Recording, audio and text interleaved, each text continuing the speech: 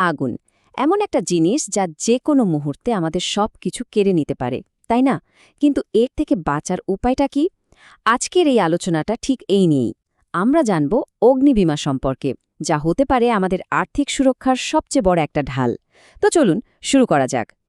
অগ্নিবীমা জিনিসটা ঠিক কেন দরকার এটা বুঝতে হলে আমাদের সবার আগে সেই ভয়াবহ ঝুঁকির কথা ভাবতে হবে যা থেকে এটা আমাদের রক্ষা করে।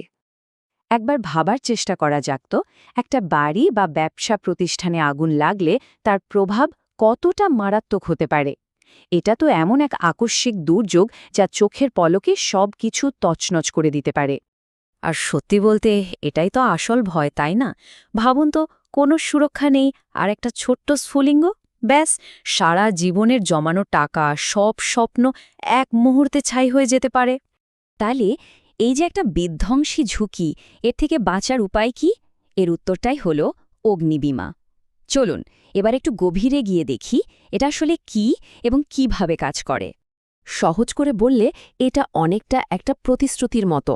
মানে একজন নিয়মিত অল্প কিছু টাকা, যেটাকে আমরা প্রিমিয়াম বলি, সেটা জমা দেন, আর তার বিনিময়ে বীমা কোম্পানি এই বিরাট আর্থিক ঝুঁকির দায়িত্বটা নিজের কাঁধে তুলে নেয়। এমএন মিস্টারি কথাটা কিন্তু বিষয়টাকে খুব সহজ করে বুঝিয়ে দেয়। এর মূল ভিত্তিই হল ক্ষতিপূরণ দেওয়া, মানে ক্ষতি হলে সেই ধাক্কাটা সামলে উঠতে সাহায্য করা। আচ্ছা, এখন একটা খুব জরুরি প্রশ্ন।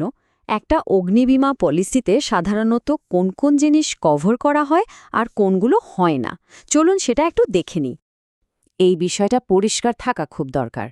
একদিকে দেখুন, দুর্ঘটনাজনিত আগুন, বিস্ফোরণ, এমনকি ভূমিধসের মতো বিষয়গুলো এর আওতায় থাকে।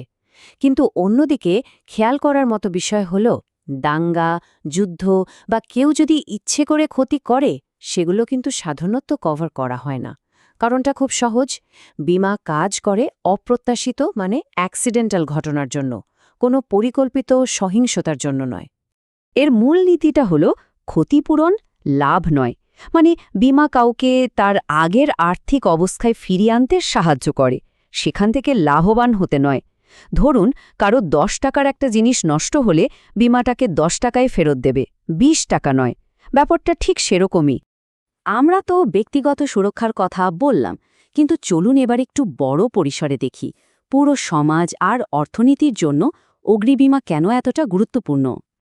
এর প্রধান উদ্দেশ্যটা খুব সহজ এবং শক্তিশালী: আমাদের মূল্যবান সম্পদকে সুরক্ষিত রাখা। তো প্রথম এবং সবচেয়ে সরাসরি সুবিধা হল আর্থিক সুরক্ষা। এটা ব্যক্তি বা ব্যবসাকে একটা বড়সড় আর্থিক বিপর্যয় থেকে বাঁচিয়ে দেয়। কিন্তু গল্পটা এখানেই শেষ না।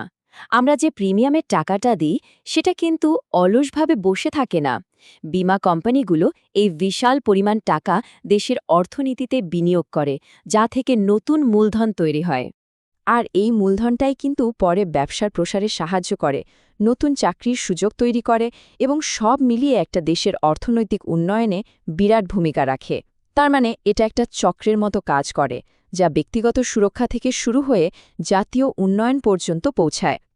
এছাড়াও আরও অনেক গুরুত্বপূর্ণ অবদান আছে, যেমন ধরুন এটা ব্যবসার ধারাবাহিকতা বজায় রাখতে সাহায্য করে, মালিকদের মানসিক চাপ কমায়, এমনকি লোন পাওয়ার মতো আইনি প্রক্রিয়াগুলোও অনেক সহজ করে দেয়। তাহলে এই পুরো আলোচনা থেকে আমরা কি বুঝলাম? শেষ কথাটা কি দাঁড়ালো? অগ্নিবীমা আসলে শুধু একটা কাগজের চুক্তি না, এটা এমন একটা ব্যবস্থা যা একদিকে আমাদের ব্যক্তিগত মানসিক শান্তি নিশ্চিত করে, আর অন্যদিকে পুরো অর্থনীতির স্থিতিশীলতার একটা বড় ভিত্তি হিসেবে কাজ করে। দেখুন, ঝুঁকি তো জীবনেরই একটা অংশ, এটা অস্বীকার করার কোনো উপায় নেই। আসল প্রশ্নটা হলো, সেই ঝুঁকির মুখোমুখি হওয়ার জন্য আমরা নিজেরা কতটা প্রস্তুত। এই প্রশ্নটাই আজ রেখে গেলাম ভাবার জন্য।